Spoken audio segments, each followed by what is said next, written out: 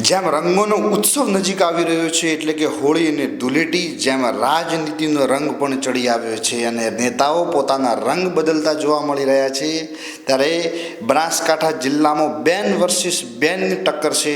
રેખાબેન ચૌધરીની સામે જ્ઞાનીબેન ઠાકોર, બંને ઉમેદવારો પોતાના ચૂંટણી પ્રચારમાં જોરોશોરોથી શરૂઆત કરી ચૂક્યા છે. ત્યારે આજે ગુજરાત પ્રદેશ કાર્યાલય શ્રી કમલમ ખાતે પ્રદેશ ભાજપ અધ્યક્ષ સી.આર. પાટીલની અધ્યક્ષતામાં ડીસા તાલુકામાં ઠાકોર સમાજના બે આગેવાનો લેબજી ઠાકોર અને ભરત ધૂંખને મોટી સંખ્યામાં ઠાકોર સમાજના આગેવાનો અને કાર્યકર્તાઓ ભારતીય જનતા પાર્ટીમાં જોડાઈ જૂનો ખેસ ધારણ કરીને ઘર વાપસી કરે છે.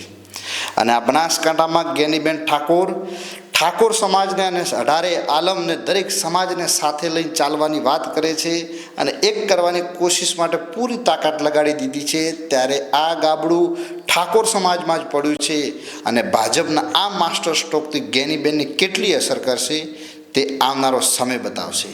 શું જનતા લેબજી ઠાકોર અને ભરત ધૂંખની સાથે રહેશે કે સમાજની રાજનીતિને જાતિકરણ રાજનીતિના આધારે લોકો મતદાન કરશે?